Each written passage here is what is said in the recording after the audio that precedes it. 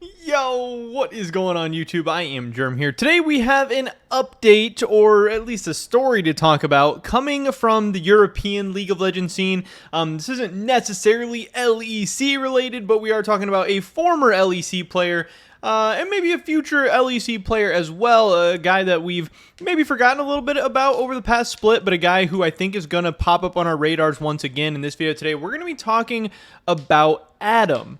He is currently the BDS Academy top laner, and he's coming off of what was a very, very good split.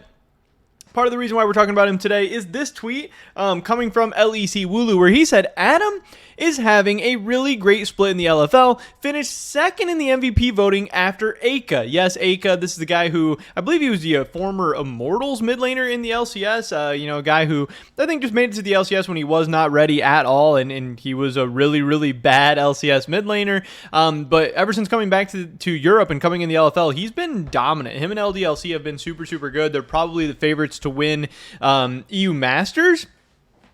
Maybe BDS is going to be in that conversation too. I don't really know, but yes, that's who Aka is. And then Wooloo says probably a good example where a split off the LEC is beneficial. So that's an interesting point that, yeah, sometimes going down to Academy or the ERLs or whatever, especially if you're in a league like the LFL, can maybe be beneficial. Maybe you get your head right, maybe you get your mind right, maybe you work on some things you're not so good at, maybe you get your confidence back.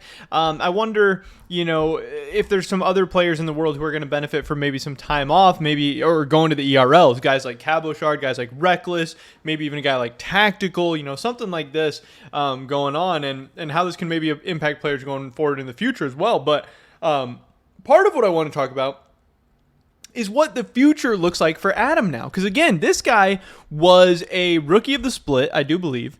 He led the LEC in solo kills, I also believe, in that split. I'm talking about last summer, not this most recent spring with BDS.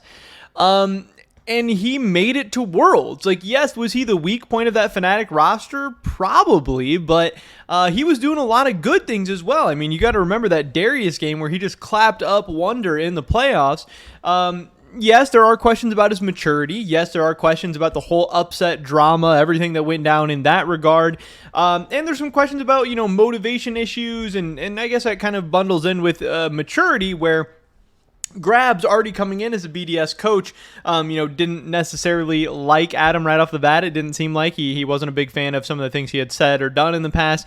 And then in between spring and summer and towards the end of spring, they came out and said that the team was super unmotivated. They weren't taking practice seriously. They weren't doing a lot of things. And we didn't know who it was specifically, but then obviously Adam doesn't end up back with the Team BDS main team in the summer. So maybe that had something to do with it. I don't know. But this is a very, very interesting point where when we look at what Adam did in the LFLs this split, we can see he had the second most kills of any top laner in the LFL. He is only behind Cabochard, who is going to be a potentially a hot commodity on the market as well. Maybe K-Corp makes it in the LEC, Cabo goes with them. Maybe K-Corp doesn't make it in the LEC and Cabo just decides to keep chilling in the LFL. I don't know, but if he wants to go to the LEC, there's definitely going to be teams interested in Cabo. I think there's going to be teams interested in Adam as well. We can look at KDA. Adam was kind of middle of the pack. No one will ever accuse Adam of being a KDA player.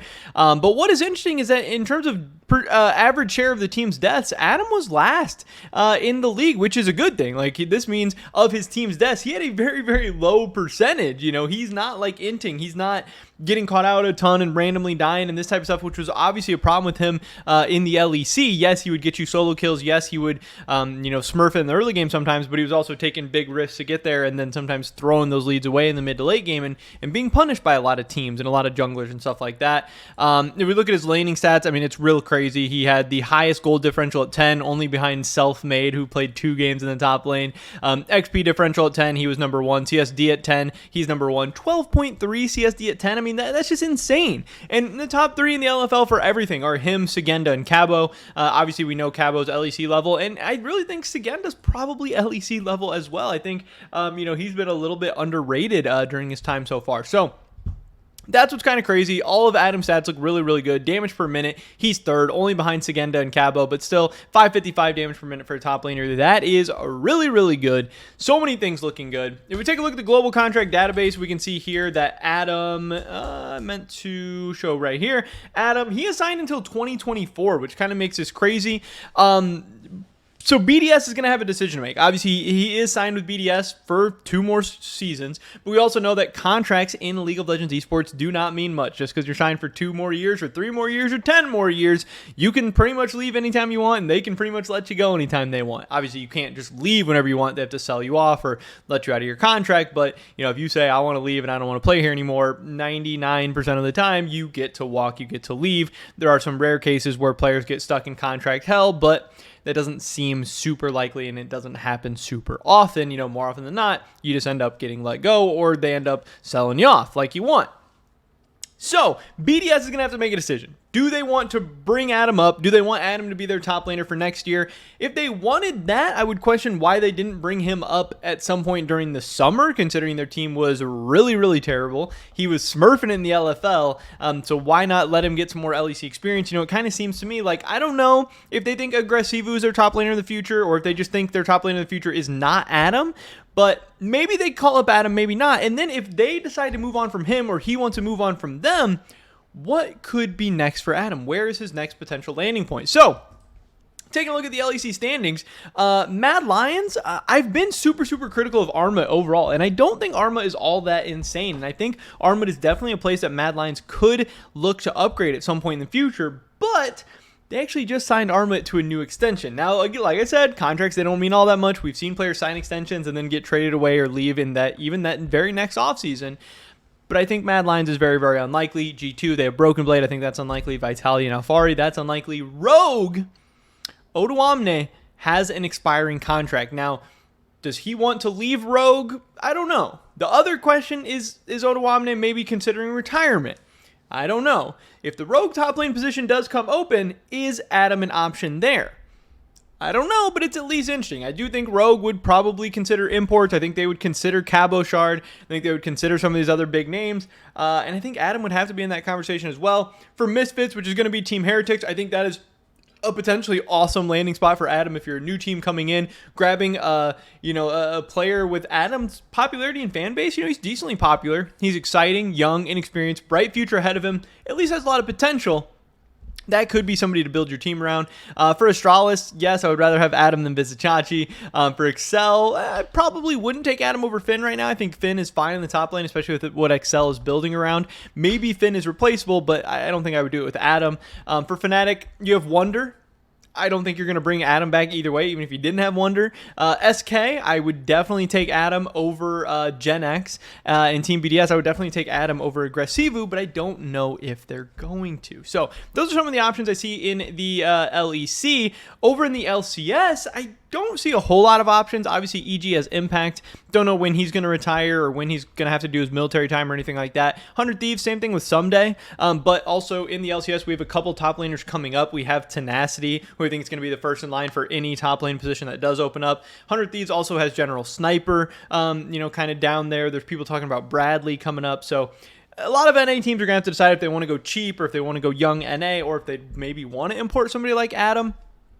Team Liquid has Bwipo, and they're going to import. They're going to spend big. Cloud9 has Fudge. He's not going anywhere. The rest of the teams I don't really think are an option for Adam. The only one team that maybe could be interesting in the LCS is CLG, because I think Dokla hasn't been bad, but I don't think he's been all that good. And I think if CLG could get somebody young and exciting like Adam, even if it would be a little bit more expensive maybe than they've been spending recently, I think Adam to CLG could be a really, really big and actually really, really interesting pickup. I don't know if Adam wants to come to NA. I don't know if any NA teams are interested in him, but I think it could be a spicy one that I think they should maybe consider. But I don't know. Either way, Adam is absolutely smurfing it up in the LFL right now. Wooloo has taken note. Wooloo doesn't have any rumors or anything like that regarding Adam, but like I said, very soon BDS is going to have to make a decision. Adam's going to have to make a decision. And yes, this guy's had some weird controversy, some immaturity, some attitude issues, all that stuff. But at the end of the day, he is still a very, very talented player. He is still young. He is still inexperienced. He still has a bright future ahead of him. And in the right environment, and maybe as he ages and becomes more mature and starts acting right and getting, better at things, this guy could be a monster top laner in the LEC, the LCS, or really anywhere in the world one day. So I think teams are going to be interested. I think it's going to be a big offseason for Adam, and I can't wait to see where he ends up. But that's pretty much it for this video today, guys. Let me drop a like if you did enjoy it. I would appreciate that so much. Leave a comment down below. Let me know what you guys think about anything we talked about in this video today. I'd love to hear your guys' thoughts and opinions. Subscribe to stay up to date on my latest content. Hopefully catch you guys in the next one. But until then, peace.